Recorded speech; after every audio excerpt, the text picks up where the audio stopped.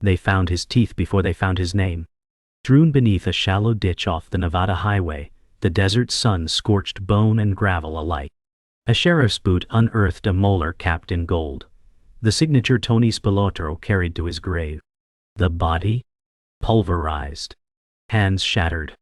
Face caved in with something heavier than rage. Someone wanted him forgotten. But Las Vegas remembers. Not the headlines, not the court transcripts. The whispered warnings in backrooms and smoky lounges. He knew too much, Benny the Claw said, lighting a match with fingers that never stopped trembling. That lawyer, he wasn't just defending the outfit, he was the vault. Every secret Tony protected became a death sentence. He had played both sides of the law and outlived both. Until the morning his name vanished from every mouth in Chicago, and the desert opened its mouth to keep his secrets buried forever. Tony Spilotro wasn't born a monster. He was born in Chicago's Little Italy, 1938. His mother made espresso every morning while his father shaved customers in the family barbershop. Tony was sharp. Teachers called him bright, quick with words, always watching. But when his older brother Vincent got drafted, Tony had to help more around the shop. That's when the neighborhood started noticing him. Not the teachers, the men in silk suits who didn't pay for shaves. They saw something behind those dark eyes.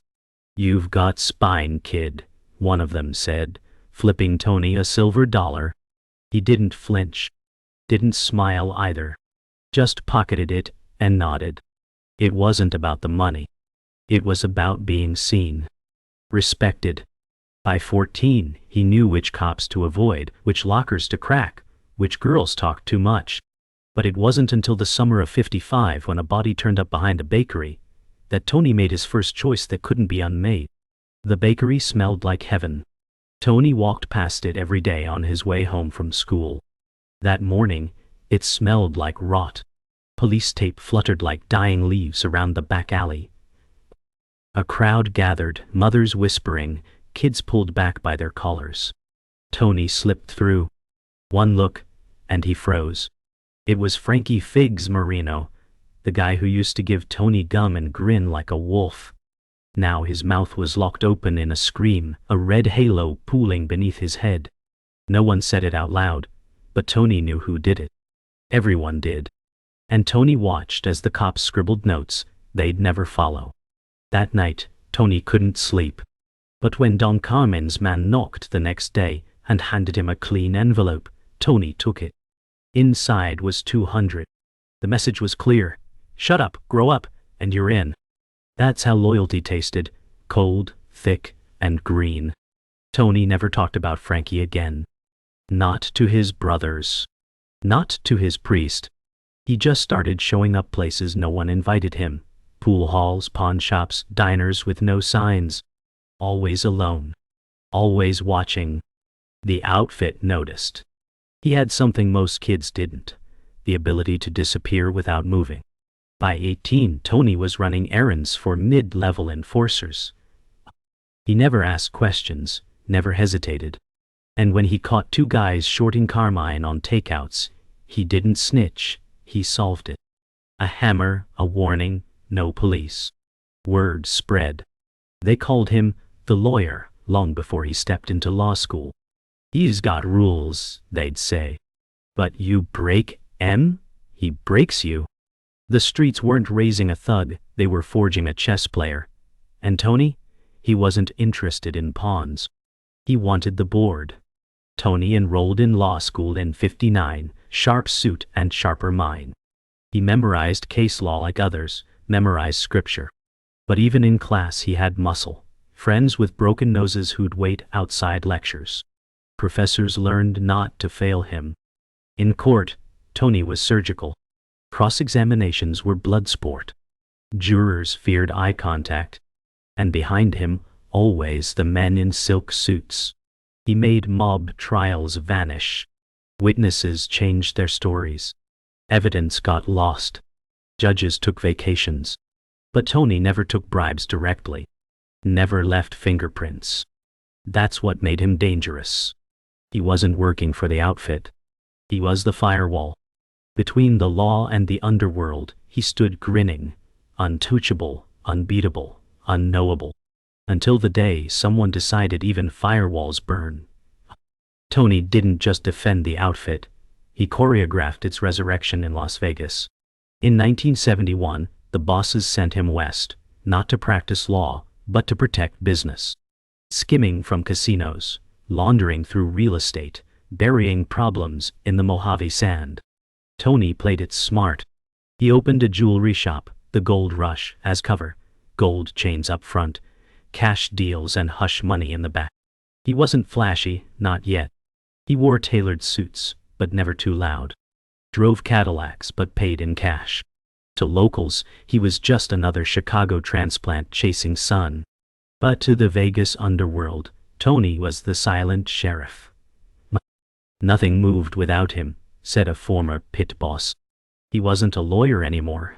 He was judge, jury, and if you messed up, he was the guy digging the hole. Vegas gave Tony something he never had in Chicago: sovereignty. And it tasted like blood wrapped in velvet. FBI agents watched but couldn't touch him. Wiretaps turned up nothing. Tony didn't talk over phones. He talked with glances, gestures, coded handshakes. Surveillance teams tailed him for months. Restaurants, casinos, desert meetups, and came up dry. Agents dubbed him the Phantom. He knew their cars, their faces, their weak spots. One rookie agent tried to bait him with a planted informant. 2 weeks later, the informant was found unconscious with a poker chip shoved down his throat. Coincidence, Tony said, not even flinching. He'd show up at FBI briefings just to stand outside the building, lean on his car and smile. He wanted them to feel it. The helplessness. He wasn't hiding. He wasn't afraid. And in a city run by secrets, the man who kept the biggest ones was king. He wasn't alone. Tony brought muscle with him: Frankie Desimon, Joey Casumano, Mikey the tailor, men with clean shoes and dirty hands. They didn't ask questions, and they didn't leave witnesses. When someone cheated the skim, the crew would handle it. Quiet at first. A broken arm. A missing car. But sometimes Tony made an example. One night, a card counter was dragged behind the Desert Inn, tied to a chair, and given a choice: fingers or kneecaps. The man screamed for his life. Tony just watched, arms folded, face blank. "This ain't personal," he told him. "It's business integrity." The next morning, the guy walked out on crutches, with all 10 fingers. Loyalty was earned through terror, and Tony made sure fear walked beside him like a shadow. Vegas wasn't lawless. It just obeyed a different kind of law. Yet Tony had a heart, or so he let people believe. There was Nancy. Blonde, 30, cocktail waitress turned confidant. She met him during a low week, after a mob trial went sideways. She poured him a whiskey and asked no questions. That silence earned her his attention. Soon she was riding in his cars, wearing diamonds that didn't match her tips, disappearing from the strip for days. She called him T, the only person allowed to. But love didn't soften him, it sharpened him. He'd stare at her while holding a pistol, polishing it like a prayer. "If anything happens to you," he once said, "I'd bury Vegas." And she believed him. Maybe that's why she stayed. Or maybe she just liked the heat of power wrapped in danger. Either way, in a world where trust was currency, Nancy became his only investment that didn't pay in blood. But power makes you blind. Tony started making enemies he couldn't see. Union bosses, jealous captains, even old friends back in Chicago. "He's too loud," they said. Too Vegas. The outfit didn't like stars, they liked ghosts. And Tony had become a neon beacon in the dark. When he started freelancing, taking over protection gigs without permission, it crossed a line. A silent memo went out: "Watch Spilotro." Not just the law. His own crew.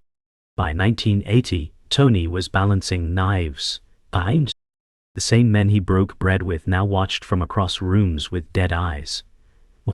One misstep, and the same code he enforced would slit his throat. But Tony never flinched. He believed fear could be conquered, enemies manipulated, and blood washed away. What he didn't know was that the next cut wouldn't be visible until it was too late. Tony's empire wasn't built on steel or contracts. It was built on silence, and now that silence was cracking. In 1981, a small-time thug named Richie Greco got picked up on a drug charge. Instead of doing time, Richie talked.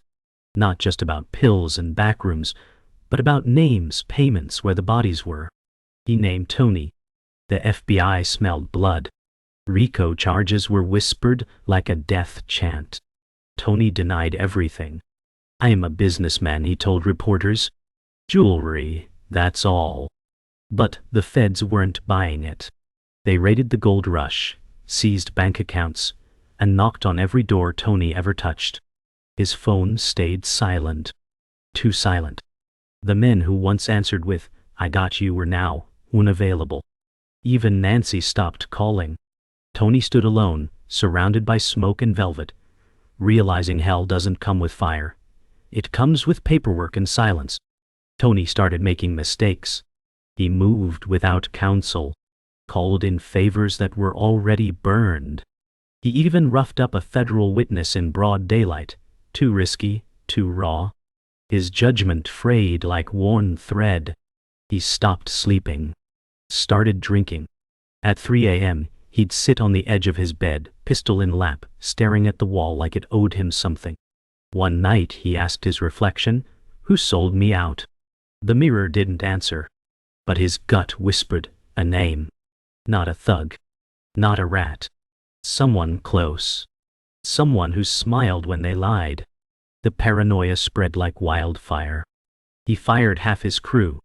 Bugs swept his apartment daily. He even accused Nancy, slamming her against a wall, eyes bloodshot. "You think I'd flip?" she screamed. "After all I know." Tony didn't reply. He just stared. And that silence said more than words ever could. The FBI turned up the heat. Undercover agents hit casinos. They flipped a pit boss. Then another. Slowly, the structure Tony built started to crumble from the inside. Arrests piled up. Charges multiplied. And each new name dragged Tony deeper. The worst part, his enemies were quiet. No messages, no warnings. Just cold, legal pressure from a faceless system. In court, Tony tried to perform, polished suit, rehearsed charm, but the cracks showed. He forgot dates, got angry on the stand. A prosecutor said, "Mr. Spilotro, is the pressure getting to you?" Tony smiled, cold and bitter. "Pressure makes diamonds, sweetheart." The courtroom laughed. But the jury didn't. They saw through him. Not a lawyer. Not a businessman. Just another man drowning in lies. And somewhere in the back, someone was watching. Someone Tony used to call brother. Las Vegas didn't forget how to bleed. With Tony weakened, others made their moves. A rival crew, silent for years, torched one of Tony's cash drops. 2 men dead, 1 vanished. No one claimed it. That was the message. And Tony got it. He went hunting, dragged suspects from cars, lit cigarettes near gas cans and whispered death into ears, until they confessed or cracked. But the more bodies he dropped, the louder the silence grew. Nancy was gone. His lawyer wouldn't return calls. Even the casinos started treating him like a ghost. At a blackjack table, a dealer whispered, "Shouldn't you be in jail?" Tony stared, didn't blink, and walked out without finishing his drink. Respect wasn't owed anymore.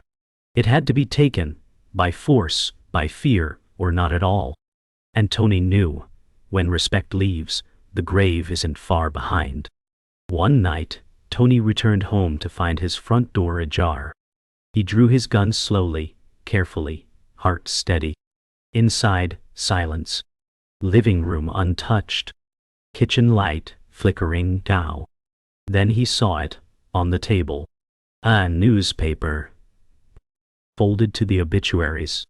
and inside, a photo of his brother Michael circled in red. Tony's breath caught. Michael wasn't dead. Not yet. This wasn't a message. It was a warning. Someone had crossed a line. Family was off limits. Always. Tony called, but Michael didn't answer. Didn't return calls. Didn't show up. Days passed. Weeks. Tony went to Chicago. Found Michael's place empty. Cleared out. No goodbye. No trace. That's when Tony understood this wasn't just the law closing in. It was betrayal. From blood. From within. The only thing more dangerous than an enemy was a family that doesn't return fire. Tony always thought loyalty was thicker than blood. But blood stains deeper. In June 1985, he finally found Michael, his younger brother, hiding in a motel outside Joliet. Mike looked thinner, haunted. His voice cracked when he spoke. "They told me you were a liability." Tony blinked. "Who did?" Michael didn't answer. Just looked away. That silence told Tony everything. The outfit had turned his own brother. Not to kill him, but to vanish, to retreat. To pretend the Spilotro name never existed. "They gave me a way out," Michael whispered. "Said they'd leave me alone if I disappeared. But you, they're coming for you." Tony didn't speak. He just stood, staring through the motel window at nothing. The betrayal didn't burn. It numbed. That was worse. And in that numbness, Tony realized he wasn't fighting the law anymore. He was fighting ghosts with knives. Tony offered one last deal. "Come back with me," he said. "We'll fix it." But Michael shook his head. "You can't fix a death sentence." That was the last thing he ever said to his brother. 2 days later, Tony returned to Vegas alone. But something had shifted. He stopped showing up to meetings. Avoided his usual haunts. Rumors spread. Tony was planning something. A last stand. A revenge play. Or maybe an escape. No one knew. But the outfit didn't wait. One night, a car followed Tony from a gas station. He noticed. Changed lanes. Took the long route home. But the car stayed behind. Lights off. No plates. He gripped the wheel tighter, feeling the cold sweat down his spine. "Not yet," he muttered. "Not like this." Because Tony knew, when they came, they didn't knock. They buried. He called in his last favor, Vincent Vino de Lorenzo, a bookie with eyes everywhere. They met in the back of a strip club, red lights bleeding across walls, music pounding above. "You've got 72 hours, Vino said. "That's the window before Chicago signs off." Tony stared at him. "Who's pulling the strings?" Vino hesitated. Then softly, "It ain't who you think. It's not the bosses, it's the suits. The guys behind the casinos. They want you gone." Tony laughed. Cold. "I built this city for them." Vino didn't smile. Exactly. Power had shifted. The mob was no longer shadows in alleys. It was accountants in boardrooms. Tony was a relic. A dangerous, bloody reminder of what Vegas used to be. The future didn't have room for him.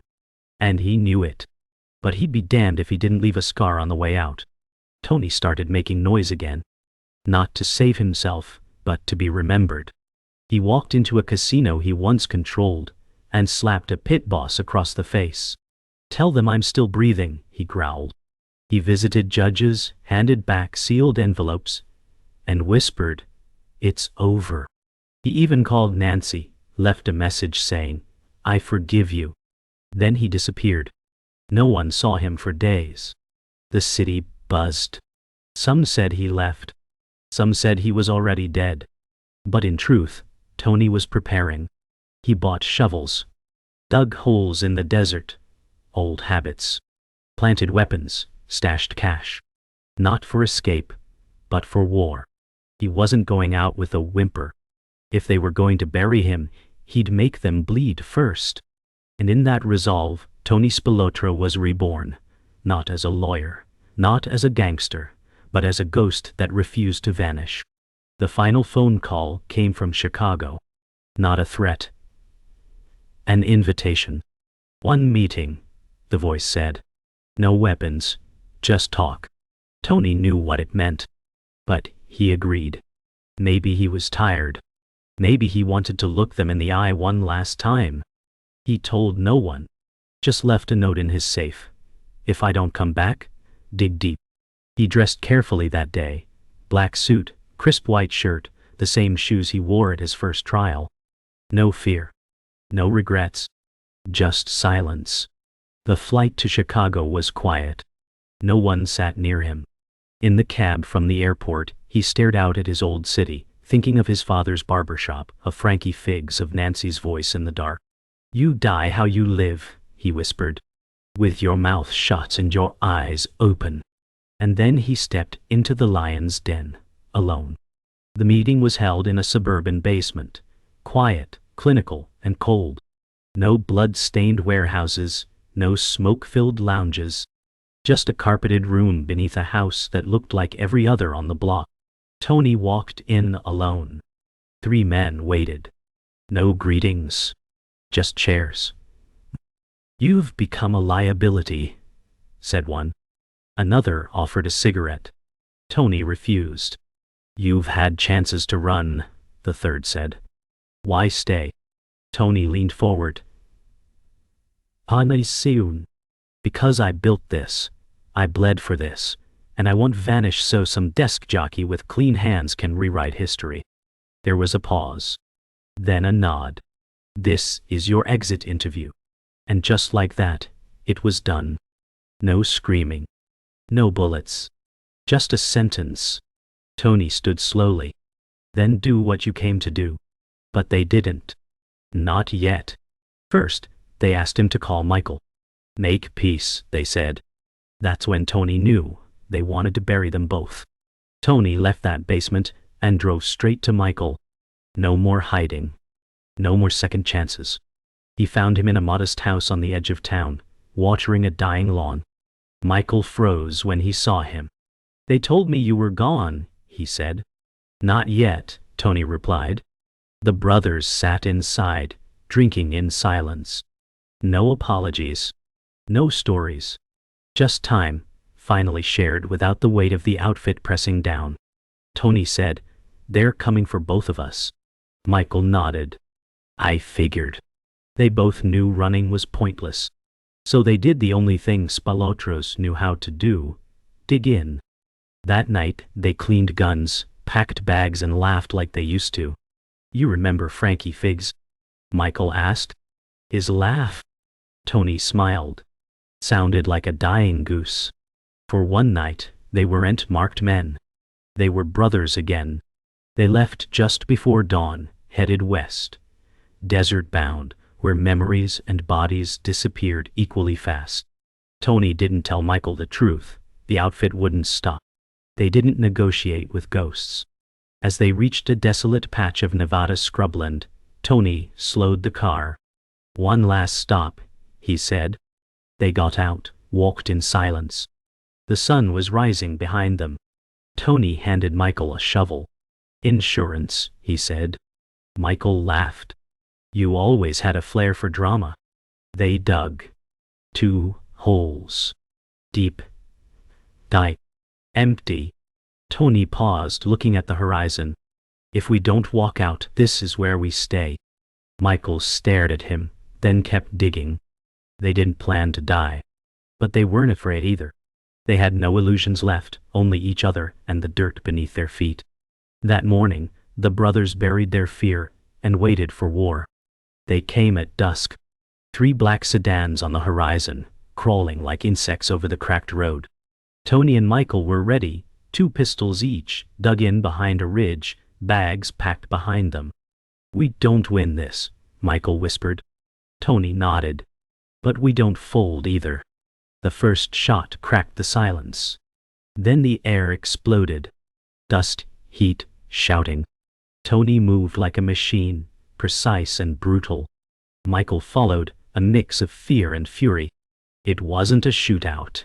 It was a statement. The Spilotros wouldn't be erased quietly. When the gunfire finally stopped, the silence was deafening. 2 men lay dead. 1 sedan burned. But Michael was bleeding. Bad. Tony crawled to him, pressed down hard. "You stay with me," he growled. Michael smiled weakly. "Still got that flair, huh?" And Tony, for the first time in years, felt something crack in his chest. Michael survived barely. Tony loaded him into the car, hands trembling, blood on the steering wheel. They didn't speak. Just drove. Past the city, past the lights, into the dark. Tony didn't know where they were going. Maybe Mexico. Maybe nowhere. But he knew one thing. He had made them bleed. The outfit wouldn't forget that. But think twice before finishing the job. The next morning, Tony stopped at a gas station. He stepped outside, lit a cigarette, and stared at the horizon. Somewhere behind him, the mob still hunted. But for now, he had air in his lungs and his brother alive in the back seat. That was enough. A kid pumping gas asked, "You okay, mister?" Tony exhaled smoke, eyes hidden behind dark glasses. Better than yesterday. And with that, he drove into the rising sun, damaged, defiant, and unburied. They crossed into Arizona with no plan, just a wounded brother, a stolen car, and a suitcase full of bloodied bills. Michael drifted in and out of consciousness, whispering half memories of home and childhood. Tony drove in silence. Every billboard, every roadside diner felt like a trigger. He'd gone from legal titan to hunted ghost in 10 years. At a rest stop, he washed blood from his hands in a rusted sink, staring into a cracked mirror. No suit. No badge. Just a man running out of names. The silence was louder now, deafening. No one called. No one chased. But Tony knew better. Quiet wasn't peace, it was preparation. The world he built was erasing itself, brick by brick, memory by memory. And when the phone stopped ringing, the silence didn't bring comfort. It brought a question. What's left of a man when no one's looking? Michael recovered slowly. A motel in New Mexico became their hideout. Tony played nurse, brother, guard, and ghost all at once.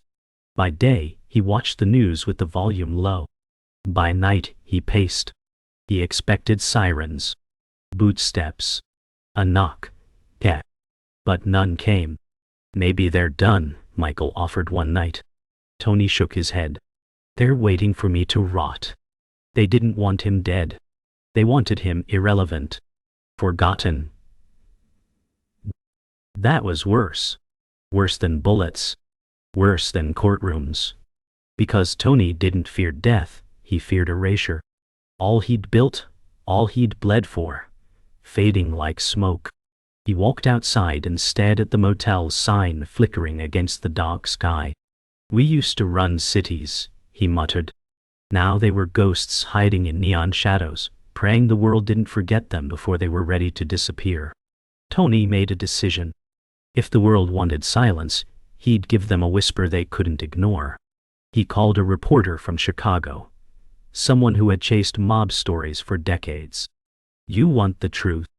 Tony asked. "Come get it." Days later, the reporter arrived, late 40s, wiry, worn. They met in a diner booth. Tony slid over a folder, names, dates, ledgers. "I talk, you protect my brother." The reporter hesitated. "They'll come for you." Tony nodded. "Let 'em." He didn't care anymore. But Michael had a shot. A quiet life, a second chance.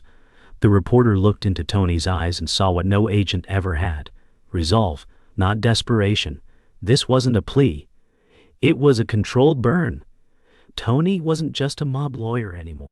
He was a legacy. And he was finally choosing what that legacy would mean. The article broke headlines nationwide. The lawyer who knew too much. Tony's face was everywhere again. Older, leaner, colder. The outfit called him a liar. The feds called him a key witness. But Tony didn't care what either thought. He was done playing by anyone's script. Michael was moved under a new name. Witness Protection. Unworld. Clean start. .u. Tony refused.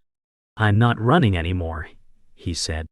He took a cheap apartment in Albuquerque, grew a beard, wore flannel. He spent his days feeding birds, reading law books, and smoking in silence. No guards. No entourage. Just a man waiting. "You're not afraid?" the reporter asked during a follow-up. Tony exhaled.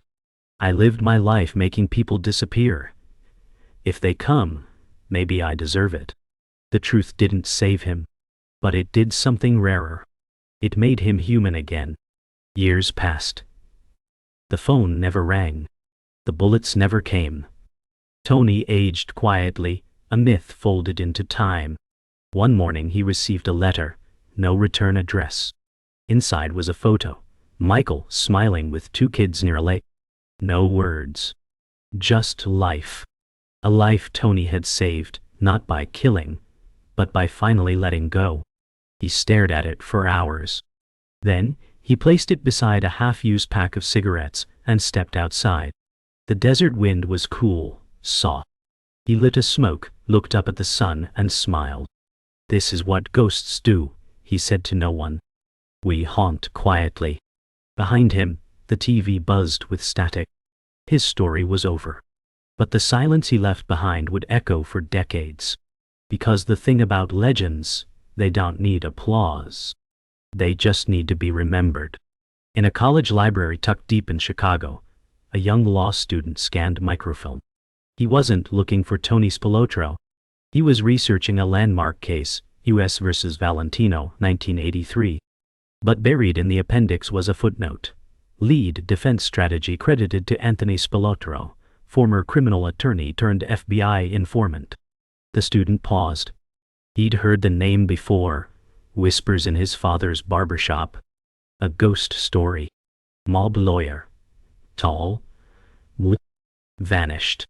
But now, there he was, printed in legal history. Not as a thug, but as a strategist. The student scribbled notes.